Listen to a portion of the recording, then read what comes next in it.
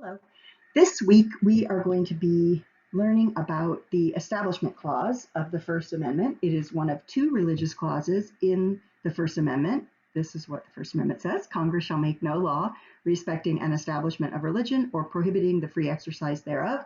The Free Exercise Clause is the second religious clause in the First Amendment, and we're going to talk about that next week. But today we're going to talk about the Establishment Clause. And hopefully I will be able to do this without making the PowerPoint too long, but we shall see. So if you read the Bill of Rights, if you read most of the amendments to the Constitution, especially the First Amendment, it says Congress shall make no law respecting an establishment of religion, etc. The other amendments, the Second Amendment, right to bear arms, the Fourth Amendment, right against unconstitutional or unreasonable search and seizure, the Fifth Amendment right not to self-incriminate, etc. For much of our history, those amendments were seen as only being restrictions on the federal government's powers. They were not seen as applying to state governments or local governments. And it was left up to the states whether they wanted to protect their state citizens' rights the same way the Bill of Rights protected citizens against the government, the federal government action. Most of the Bill of Rights has been made to apply to the states through a series of court cases. This has been called incorporation. And that's a big fancy word for just meaning applying the Bill of Rights to state action as well as restricting federal action. And the process has been done selectively. It's been done piece of the Constitution by piece of the Constitution by piece of the Constitution rather than incorporating the whole Bill of Rights in one court case. And so we call the process selective incorporation. The most recent selective incorporation, one of the most recent, was the Second Amendment, which says that the right of the people to keep and bear arms shall not be infringed on by the government. Well, it wasn't until a court case called Chicago versus McDonald, not that many years ago, where the court specifically said that state governments must respect citizens' right to keep and bear arms as well as the federal government. That doesn't mean there can be no restrictions on gun ownership. It just means the Second Amendment applies to states as well as the federal government. So the process is called selective incorporation. And what the court has said is that if something is a fundamental right, if something is, as the court says, fundamental to our scheme of ordered liberty or deeply rooted in this nation's history and tradition, then it only makes sense that no level of government should be allowed to infringe on that right, not just Congress. So if your right to freely express yourself in terms of free speech is a fundamental liberty, then it doesn't make sense that your state government would be free to infringe on that liberty, but the federal government wouldn't. So what the court has done through a series of court cases is they've taken all of the different parts of the Bill of Rights and they've used a court case to make that part of the Bill of Rights apply to the states as well as to the federal government. And for purposes of our class, for right now, we're studying the Establishment Clause. The case that did that was in 1947. It was actually a very simple case that involved busing kids to private religious schools at taxpayer expense. And the court said, we don't find that that violates the Establishment Clause because all you're doing is trying to get kids to school. But we do find that a state could violate the Establishment Clause because the Establishment Clause restricts state government action as well as federal government action. So this case, the outcome of the case is more important probably than the facts of the case.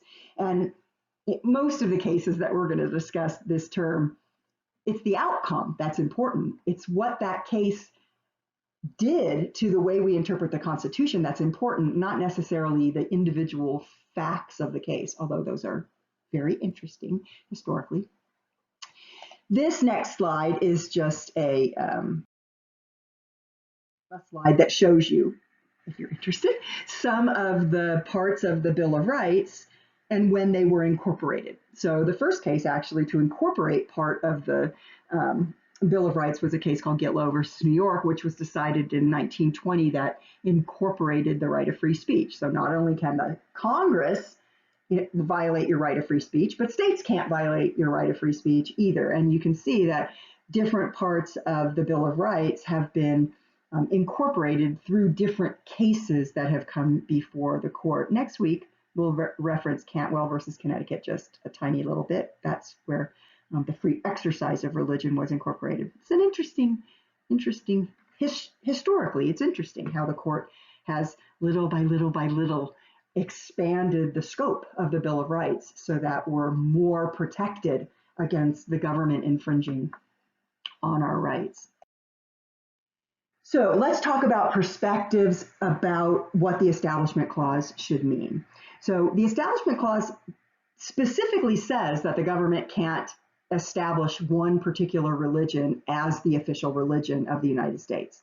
If that's all it meant, this PowerPoint presentation would be over. But obviously it means more than that. It's come to mean that there is a recognition that there are some things that come close enough to saying this is the official religion of the United States that you don't have to come right out and say it. It could still violate the Constitution. Some people think that there should be almost complete separation between government and religion. The words wall of separation between church and state are not in the Constitution. But as a country, as we have discussed the Establishment Clause, this concept, it's an interesting way of understanding the Establishment Clause if you think about it as requiring some level of separation between church and state, like there's a wall between church and state. Some people think the wall should be really high, no interaction, keep religion is private, public policy is public, keep them separate, that way religion can flourish, that way government can be neutral, and everybody will be safely in their own lane. That's what we call the high wall perspective. Somebody might wear this on their t-shirt. If they are a high wall person, they'd say, build this wall between church and state. The high wall perspective is usually associated with a liberal political ideology.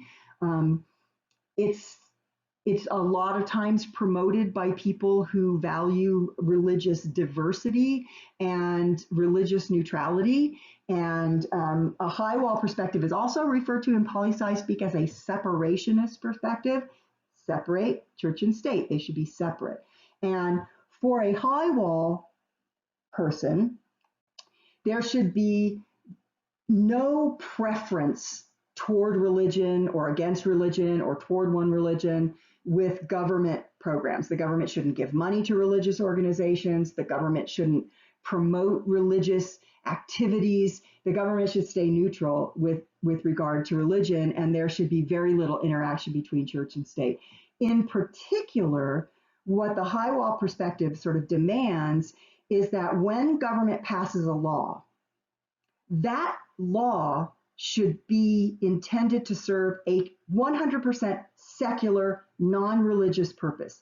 There shouldn't be religious reasons for passing our laws. The government shouldn't be passing laws that are religious in nature, and there should be a high wall of separation between church and state.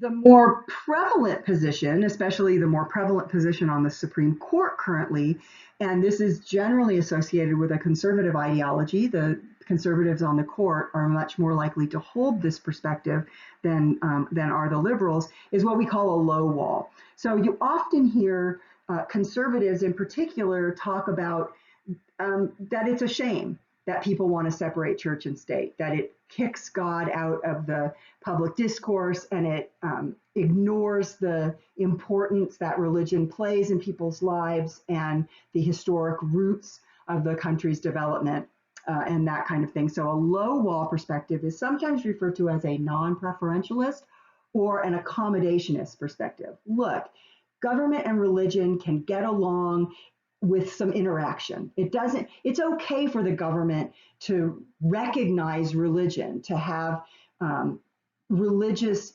organizations interact with government in terms of getting aid and promoting government policies and interacting with the government in ways that the high wall people would object to.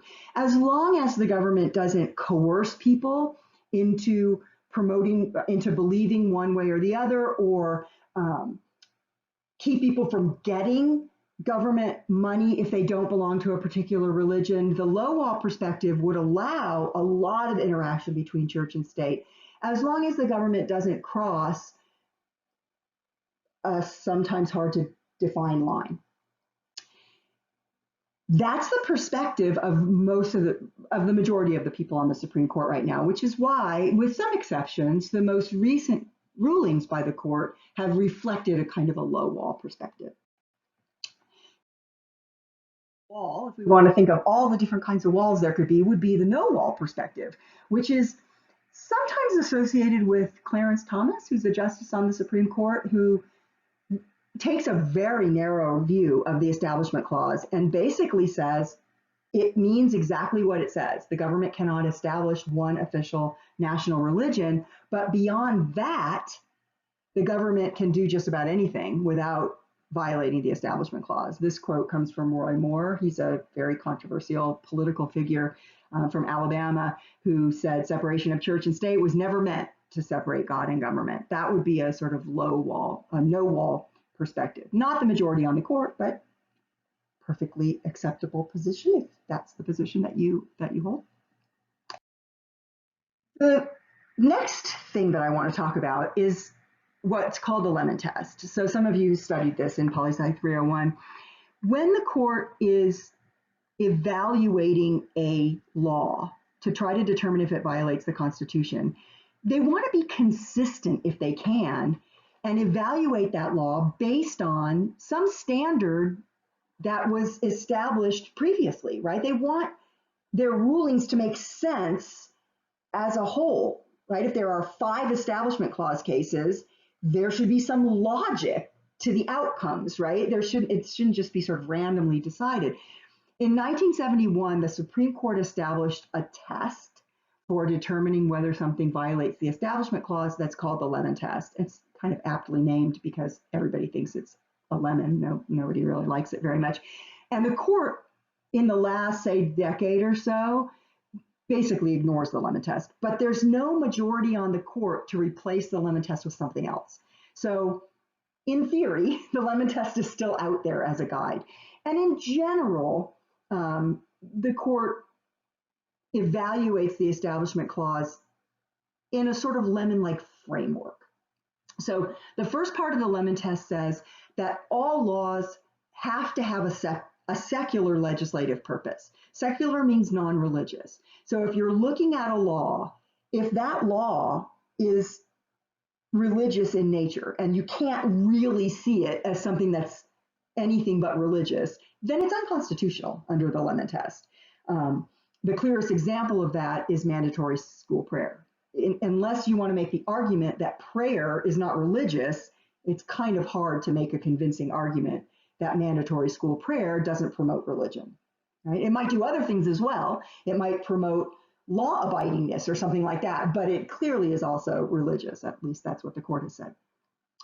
If a law has a secular legislative purpose, it still might be unconstitutional if it fails the second part of the Lemon Test, which is that laws should have a neutral effect on religion. They shouldn't advance religion. They shouldn't inhibit religion. They should be neutral with regard to religion. Not all of the members of the Supreme Court agree with this part of the Lemon Test, and that's part of the reason they've been looking to find a way to get rid of it. The third part of the Lemon Test is actually what Lemon added. The first 2 parts of the Lemon Test were established in, I think, like the 1950s or something. But in 1971, the court added this third thing. So if a law has a secular purpose, it's not religious, it's neutral with respect to religion, it might still be unconstitutional if it results in what the court calls excessive entanglement between church and state. In the case of Lemon versus Kurtzman, the case actually involved paying the salaries of teachers who taught at religious schools, but who taught secular subjects like math. And the court said, okay, that has a secular purpose and it has a neutral effect, but it's excessive entanglement. So it's unconstitutional because the court said in order to determine whether or not taxpayer dollars were being paid to pay teachers who then use their classroom to promote religion, even though they're teaching math, that would require the government to get too involved in the religious school in how they taught things. And so they struck it down. Like I said, a lot of people don't like the Lemon test anymore. And so as the court's gotten more conservative over time, different justices have promoted different perspectives. And what we'll see when we look at some of these cases is that sometimes the court will adopt, for a particular case, one of these alternative perspectives. And there are lots of them. About two. There's one other one that is very closely aligned with these two cases that I asked you to do a reading on. It's a historical perspective, but you can read about that in the readings for this week. So there's two proposed sort of alternative ways of looking at the Establishment Clause, both of which would be associated with a low wall perspective, both of which would allow a lot more interaction between church and state. The first one is what we call the endorsement test, and it was most forcefully promoted by Sandra Day O'Connor when she was on the court. She's no longer on the Supreme Court, but she said, you know, something violates the Establishment Clause if a reasonable person would look at this policy and say, that's endorsing religion. That is showing obvious preference for religion over for one religion over another religion, or for, say, Christianity over non-Christian religions, etc. And she said, other than that, there can be a lot of interaction between church and state as long as the policy doesn't go so far as to actually endorse religion. And so some people, in some cases, if you read the decision, you'll see that the decision references the idea of an endorsement test. Again, not the majority on the court. There's a closer majority on the court for this sort of newest perspective that was pushed. It was promoted by Antonin Scalia. It's been talked about in reference to the newest members of the court and also to George Bush's appointees to the court. This notion that a policy only violates the Establishment Clause if it has the effect of actually coercing people actively to participate in a particular religious ceremony. So under the coercion test, simply putting a religious display in a courtroom or on the steps of City Hall or something like that wouldn't violate the Establishment Clause because you're not required to go to church, or you're not required to stop there and pray, or you're not required to pray in order to get into the City Hall or something like that. So this test, if it was to the extent that it is moving, the court is moving in the direction of using this test in a lot of its more recent cases, the wall of separation between church and state is getting lower and lower in the United States. Some people think that's a great idea. High wall people find it very troubling. Just giving you the information. You don't have to feel one way or the other about it. But what I do want to do is I want a little bit about some of the cases that have come before the court and give you some examples of the changing perspective on the court, where they've been really consistent, where they've maybe been not so consistent, and then you can decide for yourself what you think the proper way to interpret the Constitution would be. I will tell you that most people think that the proper way to interpret the Establishment Clause is whichever way fits in with their political ideology. So if you're liberal, you might think that the proper way to interpret the Constitution is in a liberal direction. And if you're a conservative, you probably think the proper way to interpret the Constitution is whatever gives you a conservative outcome. So there's no one scientifically provable right way to interpret the Constitution. It's a human endeavor done by human beings who have different perspectives from one another. And it just so happens that 9 of those people get to be on the United States Supreme Court. Where the court has been most consistent and most consistently high wall, at least up until now, is with regard to school prayer. The court has consistently ruled that not only actually leading children in prayer in public schools is unconstitutional, but things that come close to that are also unconstitutional. So I'm going to give you a few cases, and mostly they're just illustrative. I have to kind of pick and choose which cases I talk about because there are so many that we'd never finish. This PowerPoint is already 20 minutes long, so I have to rein myself in a little bit. I think this stuff is super interesting. But cases involving supreme school prayer have been remarkably consistently high wall.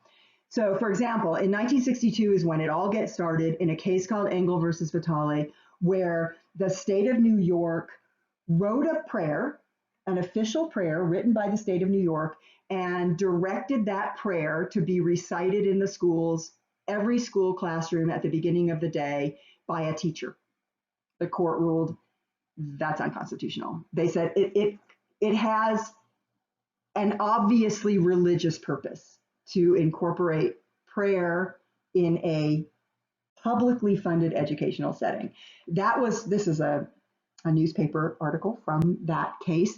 Very unpopular decision. Oh my God, people have been talking about it for more than almost 60 years that this was a bad decision. Mostly conservatives don't like this decision. Mostly Christians don't like this decision because most school prayer is Christian prayer. You very rarely hear people talking about Buddhist prayer or Muslim prayer being incorporated into school days because the majority religion in America is Christian. So it's usually Christian prayer that gets challenged in the court. So Engel versus Vitale, that's the baseline. You can't make kids pray in school, even if it's voluntary, because the kids who don't pray are going to get bullied, they're going to be ostracized, etc. So a case, there are lots of cases between 1962 and 1985, but in Wallace versus Jaffrey, the Supreme Court struck down a school policy in Alabama that required teachers to start each day with a moment of silence for prayer. And the court said, gosh, if you just had a moment of silence so kids could collect their thoughts, think about the day, if they want to pray, they could pray because it's silent, who would know? You don't have a chip in your head. They said, if you had just said a moment of silence, that doesn't raise any First Amendment questions whatsoever. But as soon as you start saying, here's how you should use your moment of silence, you should use it for prayer, you've now violated the Establishment Clause. Again, very controversial decision. Liberals tend to support decisions like that. Conservatives tend to not like decisions like that. But that was the decision in 1985.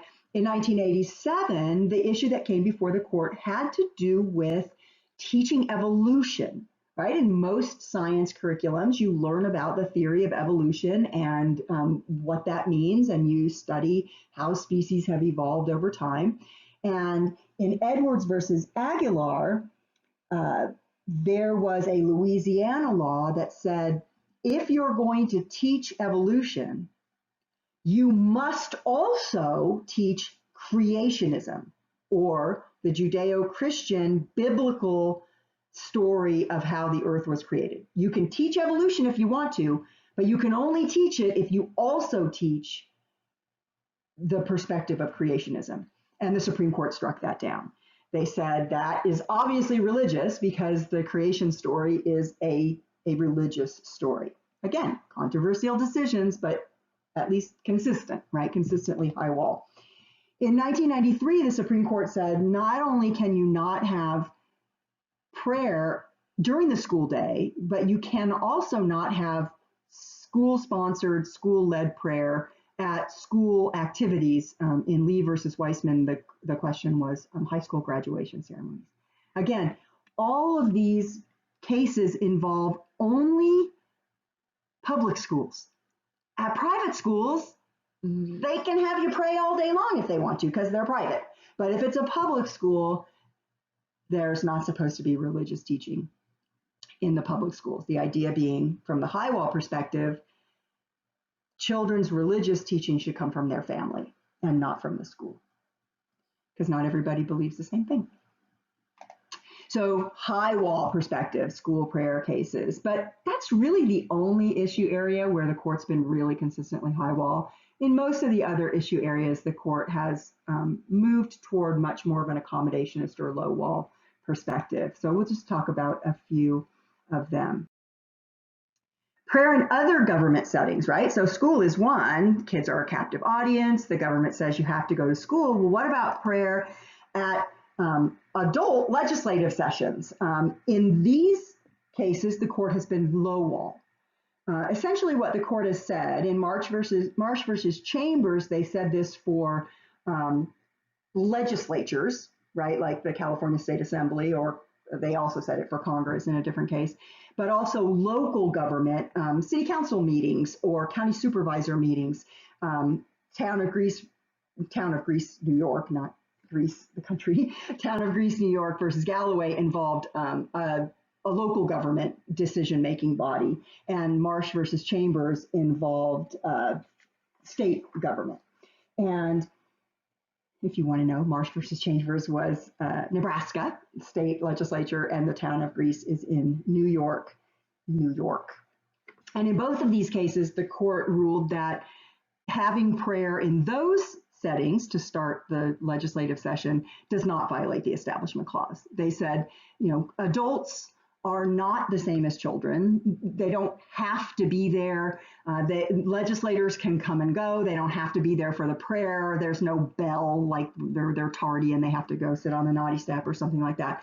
But children are a captive audience. And so the court makes a distinction. But these decisions we would consider those to be low wall, because obviously prayer has a religious purpose. And so they abandon the Lemon test. They don't use the Lemon test. They do some other, usually coercion or something like that as their justification. And they said in this case, the government's not coercing anybody to participate in those prayers because those people are mostly adults. The use of school facilities has come up a lot. A lot of times what happens is school districts don't want to violate the Constitution. And so sometimes what they do is they establish policies that end up going too far, and they violate people's freedom of religious exercise, or they violate their free speech rights because they're afraid, the school district is afraid that if they let the religious organizations, say, use the school facilities after school, that they'll be violating the Establishment Clause. Essentially what the court has said in numerous court cases is that school facilities may not be used for religious training during the school day, right? So you can't go to a public school and have third period be where the religious people come in and teach religion, right? That's not allowed in the public schools. It might happen in some places because lots of stuff happens that's not supposed to happen, but it's unconstitutional. But after school hours, when the school is empty, where the school is not doing programming, schools let lots of groups use their facilities. It's a public facility. It's got rooms that people can meet in. It's got auditoriums. It's got sports fields. And what the court has said in these cases is that allowing religious organizations to use those facilities when the school's not using them, that doesn't violate the Establishment Clause. That's neutral. If you say the non-religious organizations like a chess club or a music society want to use the facility, that's a-okay. But if a religious group wants to come in and present a religious program, that's not okay. Now you're not being neutral with regard to religion. The example case, there's lots of cases, but this is a good example, is a case called Lamb's Chapel versus Center Mauritius School District. In this case, in, I believe it was New York. Let me just think about that for a minute. This case arose out of, I'm trying to remember. Everybody always wants to know what state it was in. And you know what? I can't remember what state Lamb's Chapel was in, or where the Center Mauritius school district is. But anyway, what happened was the school district had a policy that precluded religious organizations from using school facilities for religious training. In this case, Lamb's Chapel wanted to put on a program, a religious program where they would show films, religious films that were related to how to raise your kids properly in their religious tradition, and what they consider to be the proper family values to have, and that kind of thing, how you can be a good religious parent. And the school district said, nah, I think we can't really let our public facilities be used for that. And the court struck that down. They said that doesn't violate the Establishment Clause. In fact, by making the school facility available to groups and then saying it's not available to religious groups, you're actually violating the religious groups' free speech rights. So sometimes these things have conflicting rights interacting with them. So use of school facilities really doesn't raise, at least right now on the court, doesn't raise Establishment Clause cases for the court particularly. Government funding for religious schools or teachers, there's a lot of cases that come up. I just want to give you a couple of examples of where the court has ruled. For the most part, in the last 20, 25 years, the court has gotten pretty low wall on this. There was a ruling in the early 1990s that seemed to indicate that the court was going to be super high wall on this, but they've since reversed and they're pretty low wall on this. I'll just give you a couple of examples because they come up a lot. Zellman versus Simmons-Harris involved voucher programs, right? We don't have voucher programs in the state of California, but some states do have voucher programs. This voucher program that was at issue in this case almost 20 years ago now involved a voucher program in Ohio. And it's a fairly typical program where parents could apply to get taxpayer money, a voucher of taxpayer money that they could then use to help offset the tuition at a private school so they could send their kids to a private school and get it at least partially subsidized by the taxpayers.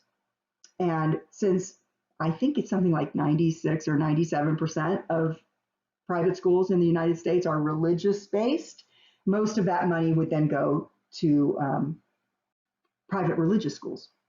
And there was a group of taxpayers who argued that that was a violation of the Establishment Clause because it was the government directly aiding religious schools by giving them taxpayer money to teach religion to the schools. But the court disagreed. The court upheld the voucher program, and they said, look, the money is not going directly to the school or directly to the church. It's going to the parents.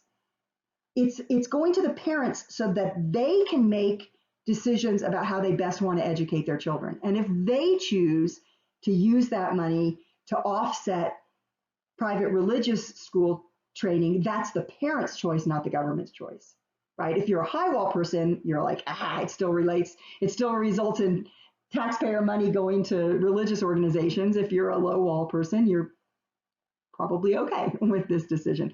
The most recent decision, and there are actually some cases this term that the court's going to be looking at that involve the Establishment Clause, but the most recent case was just decided a couple of months ago in 2020. The case is called Espinoza versus Montana Department of Revenue, and it involves a sort of similar thing. Montana had a law that said taxpayer programs like scholarship programs and that kind of thing cannot be used to support religious schools. they could only be used to support non-religious schools so that the government would be neutral. But just like in Zellman versus Simmons-Harris, the Supreme Court just a couple months ago ruled that by doing that, that the Montana Department of Revenue, the tax agency within Montana government, was actually violating the free exercise clause of the religious schools. They said that essentially giving money to some groups, but saying that religious groups can't compete for that money is hostile to religion. And that's a violation of the Establishment Clause, just as if a policy is overly endorsing of a particular religion. Government's not supposed to be hostile to religion either. They made another ruling in 2019, I think it was, where they said that there was a government program that allowed for schools to get, and playgrounds to get government-funded resurfacing of their playground. It's a really good way, apparently, to get rid of old tires. They grind them up and they use them as playground, soften when people fall off the jungle gym or whatever. But they said that religious playgrounds that are associated with religious schools or religious playgrounds like at a church or something like that couldn't apply for the money. And the court said that's ridiculous. This is to keep kids safe. So what difference does it make where the playground is? Let them have the tires. So the court's been pretty low wall in that area. The last thing that I want to talk about, and oh goodness, I'm at 36 minutes, so I'm getting a little bit long-winded. Sorry about that. The last thing that I want to talk about are religious displays on public property. And the reason I wanted to talk about two sets of cases that were essentially decided, they're not companion cases necessarily, but they're decided, they involve the same topic. And the reason I want to talk about these cases is because I also want to point out that every case that comes before the Supreme Court is different from every other case that's ever come before the Supreme Court. And so sometimes the case facts really matter in terms of the outcome. So let me just give you a couple of examples. The two things that are most likely to be displayed on public property that have religious connotations are holiday displays around Christmas time and the Ten Commandments. So these cases involve those. So taking these two cases together, this case called Lynch versus Donnelly that was decided in 1984, and just 5 years later, a case called Allegheny versus the ACLU, you can see where the context really matters. In Lynch versus Donnelly, the religious display that was at question was a nativity scene, a creche, the baby Jesus and Mary and Joseph and the manger, etc. And it was part of a larger holiday display that included Santa Claus and reindeer and Christmas trees and elves and candy canes and all of the things that we associate with the secular side of Christmas, right? Not everybody celebrates Christmas as the birth of Jesus Christ. Lots of people celebrate Christmas as a secular or non-religious holiday. And so Daniel Donnelly didn't like this display, so he sued the city and it went to the Supreme Court, and the Supreme Court sided with the city. This was a city in Rhode Island called Pawtucket, Rhode Island. And the court said, just having the creche or the nativity scene as part of a larger city display does not violate the Establishment Clause. It's an acknowledgement that Christmas for some people is a religious holiday. For other people, it's a secular holiday. And in any case, it results in a lot of tax money coming to the city because people buy lots of stuff and it's a way to encourage people to shop.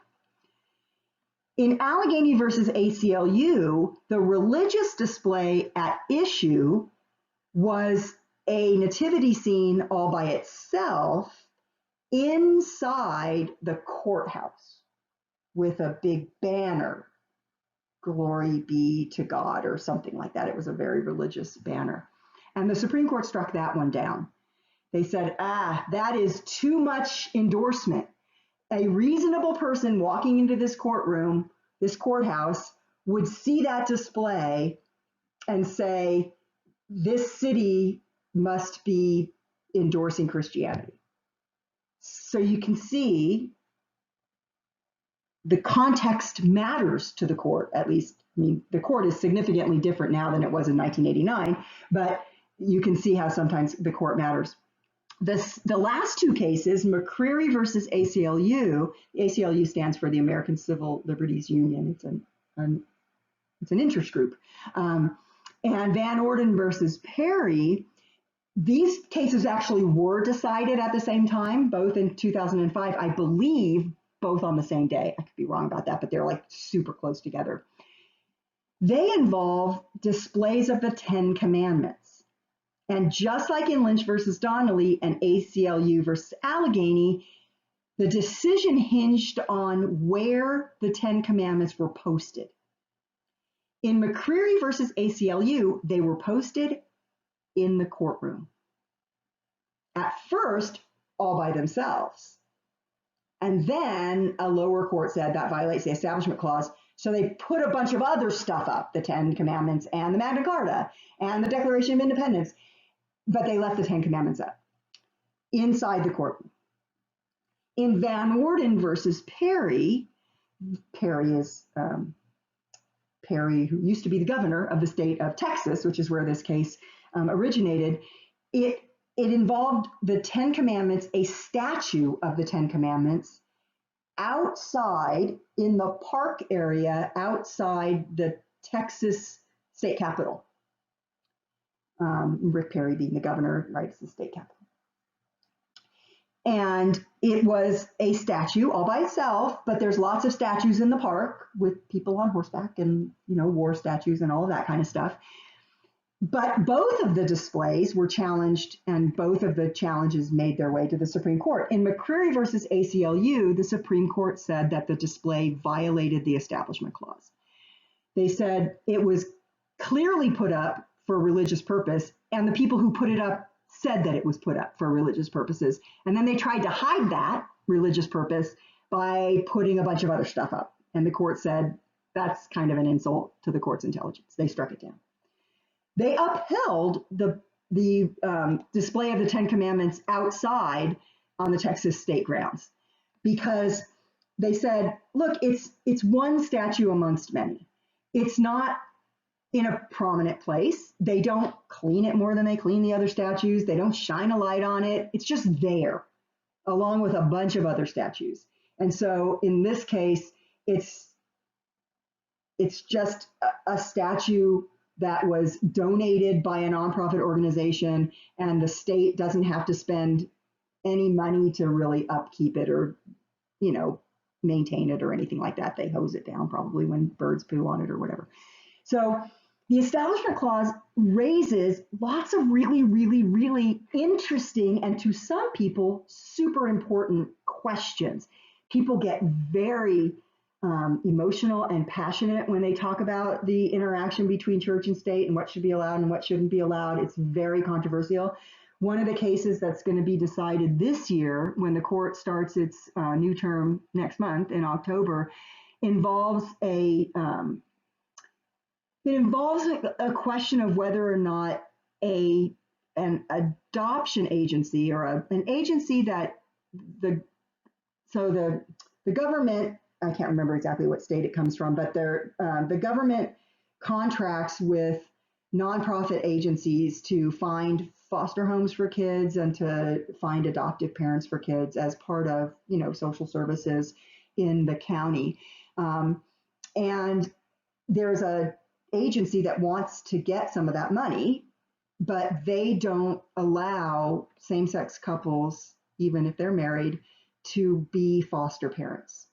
And so the county said, well, then you can't get the contract because you're discriminating on the basis of sexual orientation.